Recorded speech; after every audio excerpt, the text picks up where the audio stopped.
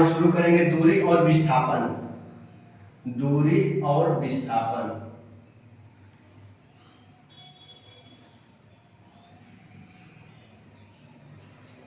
कल के वीडियो में हमने पढ़ा सदिश और अदिश राशि। सदिश राशि क्या थी? वे राशि जिसको व्यक्त करने के लिए परिमाण और दिशा दोनों की आवश्यकता होती है, उसे सदिश राशि। और अदिश राशि वे राशि जिसको व्यक्त करने के लिए केवल परिमाण की आवश्यकता होती है, दिशा की आवश्यकता नहीं होती। कल हमने देखा कि दिशाएं 4 प्रकार की होती हैं, पूर्व, पश्चिम, उत्तर, दक्षिण। तो इसमें क्या था कि जो सदिश राशि थी, सदिश राशि में क्या था कि हमें कोई भी मतलब परिमाण के साथ साथ उसमें दिशा भी रहेगा। जैसे मान लीजिए अगर हम बता रहे थे कि 5 किलोमीटर प्रति घंटे की स्पीड से कोई गाड़ी जा रही है, तो अगर केवल इतना है कि कोई गाड़ी 5 किलोमीटर प्रति घंटे की चाल से जा रही है, तो ये तो हमारा केवल परिमाण हो गया, ये हो गया हमारा परिमाण। तो इसको बोल देंगे कि अदिश राशि है, ये एक अदिश राशि है। लेकिन अगर इसी में बोल दिया कि 5 किलोमीटर प्रति घंटे पूर्व की दिशा में जा रही है, तो ये हो गया परिमाण के साथ दिशा दे दिया, तो इसको बोलते थे सदिश राशि। ये तो हमने कल के चैप्टर आगे क्लास में देखा था। आज हम पढ़ेंगे दूरी और विस्थापन। दूरी क्या होती है और विस्थापन क्या होता है। तो दूरी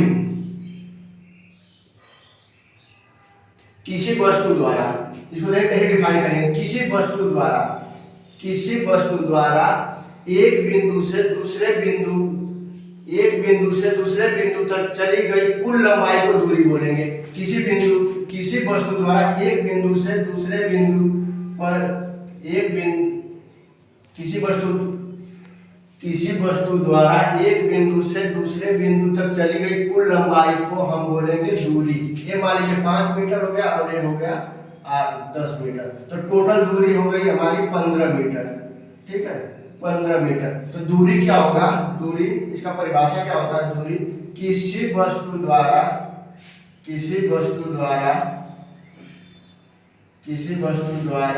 एक बिंदु से दूसरे बिंदु तक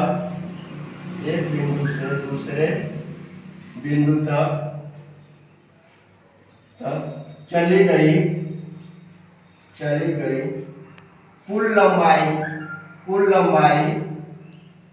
कुल लंबाई को दूरी कहते हैं। मान लीजिए हमने अपने घर से कोई बाइक स्टार्ट किए घर से और चले गए पूर्व दिशा में। मान लीजिए ये हमारा दिशा है, पूर्व, पश्चिम, उत्तर और दक्षिण।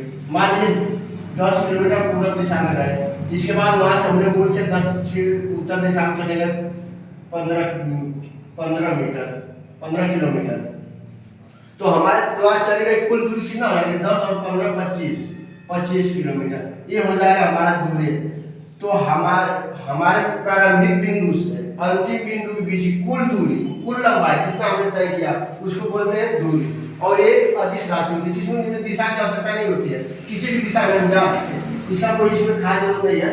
मान लीजिए हमने 10 किलोमीटर गए, फिर 5 किलोमीटर गए, फिर 3 किलोमीटर गए, 2 कितना भी, लेकिन जब टोटल हमें दूरी निकालना रहेगा, इसको मान लीजिए 5 है, 8 है, 6 है, ये 5 है, ये 2 है, इस सबको ऐड कर देंगे। 5 6 5 11 11 11 2 13 5 18 18 26 टोटल 26 किलोमीटर। तो दूरी आ गई हमारा टोटल 26 किलोमीटर। तो ये हो गया हमारा दूरी। अब हम बात करेंगे विस्थापन। विस्थापन क्या होता है? विस्थापन को इंग्लिश में बोलते हैं डिस्प्लेसमेंट, और इसको बोलेंगे डिस्टेंस। दूरी और विस्थापन में अंतर क्या होता है कि दूरी किसी वस्तु द्वारा एक बिंदु से दूसरे बिंदु से चली गई कुल लंबाई को दूरी कहते हैं। बट अगर हम विस्थापन की बात करेंगे तो किसी वस्तु द्वारा एक बिंदु से दूसरे बिंदु के बीच चली गई न्यूनतम लंबाई या न्यूनतम दूरी, जो कम से कम दूरी होगी, उसको बोलेंगे हम विस्थापन। यानी कि प्रारंभिक बिंदु और अंतिम बिंदु के बीच की हम सीधी दूरी मिलाएंगे, जो कम से कम होगी उसको बोलते हैं हम विस्थापन। तो विस्थापन अगर परिभाषा देना होगा, विस्थापन तो विस्थापन क्या करेंगे कि किसी वस्तु द्वारा या किसी पिंड द्वारा, किसी वस्तु द्वारा एक बिंदु से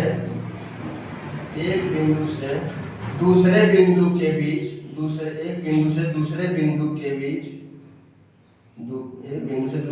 के बीच की न्यूनतम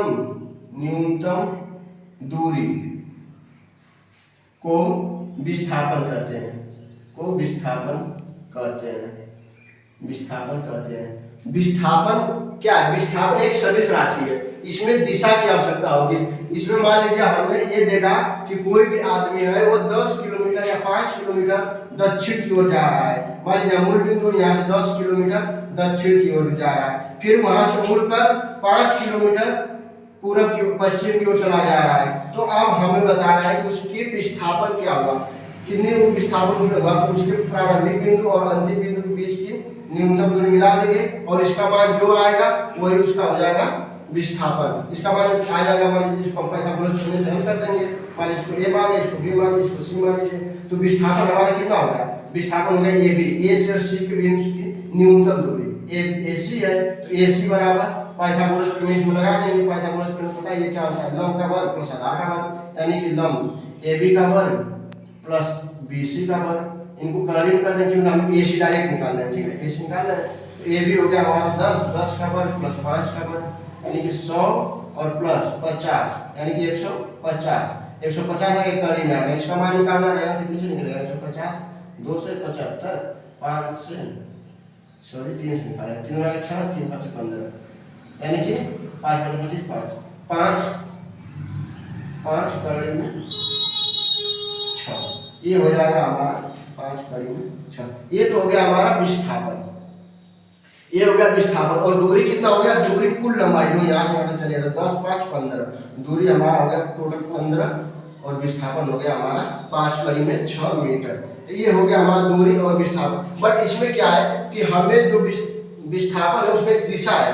हमें पूछेगा कि हम ये पॉइंट चले थे और बी पॉइंट पे गए, या दक्षिण दिशा में गए, फिर पूर्व दिशा में, पश्चिम दिशा में चले गए। तो हमें आप ये बताइए, या फिर हमें ये बताना कि हम किस दिशा में हैं, क्योंकि विस्थापन में दिशा जरूरी है। तो हम यहाँ से देखेंगे, ये मान लीजिए ये पूर्व होता है, ये पश्चिम होता है, ये उत्तर होता है और ये दक्षिण होता है। हम यहाँ पे हैं, यहाँ से। तो हम किस दिशा में हैं? तो हम बताएंगे हम मूल बिंदु से पश्चिम दक्षिण दिशा में, और हमारा विस्थापन है 5 करीब में 6 और दूरी हो गई हमारी 10 5 15 किलोमीटर।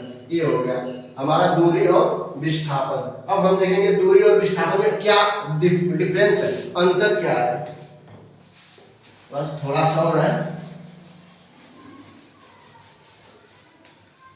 देखिए दूरी और विस्थापन में अंतर क्या होता है। दूरी और विस्थापन, पहली बात देखिए, ये भी एक प्रकार से लंबाई है और ये भी एक प्रकार की लंबाई है, लेकिन ये न्यूनतम प्रारंभिक बिंदु और अंतिम बिंदु के बीच की न्यूनतम लंबाई है, और ये प्रारंभिक बिंदु और अंतिम बिंदु की कुल लंबाई है।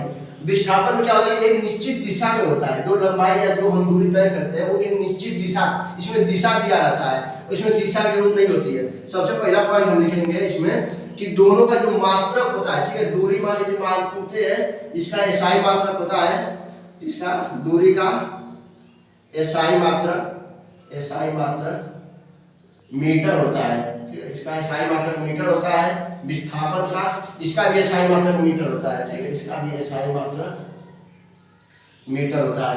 अभी आपको एक चीज समझ में नहीं आ रही होगी कि ये मात्रक क्या चीज होती है, क्योंकि मात्रक के बारे में हमने अभी नहीं बताया। मात्रक के बारे में आपको अगले वीडियो में बताया जाएगा। ठीक है, कि मात्रक क्या चीज है। फिलहाल हम केवल 2 चीज समझ रहे हैं कि दिशा क्या है और परिमाण क्या है।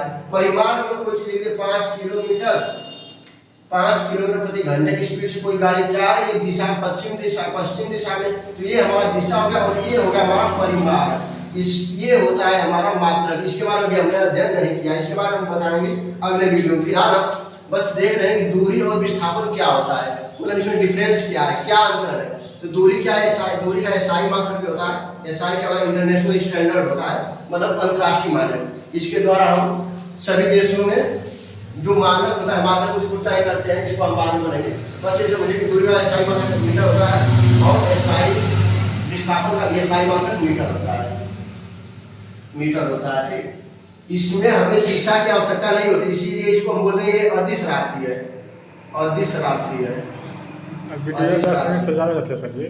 ये सदिश राशि है। ठीक है। ये अदिश राशि है और ये सदिश राशि है। इसमें मतलब कि इसमें विस्थापन अरे मतलब कि परिमाण की केवल आवश्यकता है, परिमाण दिशा दोनों की आवश्यकता होगी। ठीक है। इसको हम बोल सकते हैं कि प्रारंभिक बिंदु और अंतिम बिंदु के बीच की कुल लंबाई को दूरी कहते हैं। ठीक है। इसको बोलेंगे दूरी कहते हैं। इसको बोलेंगे प्रारंभिक बिंदु और अंतिम बिंदु के बीच की न्यूनतम लंबाई को विस्थापन कहते हैं। बस जनरली ये 2-3 है। ठीक है। बस आज के लिए बस इतना ही। और हम अगले वीडियो में हम पढ़ेंगे मात्रा। उसके लिए हम देखेंगे मात्रक क्या चीज होता है और किसका मात्रक क्या होता है और मात्रक कितने प्रकार का होता है। ठीक है। जनरली 2 प्रकार के होते हैं, तो उसको हम उसमें अध्ययन करेंगे। धन्यवाद।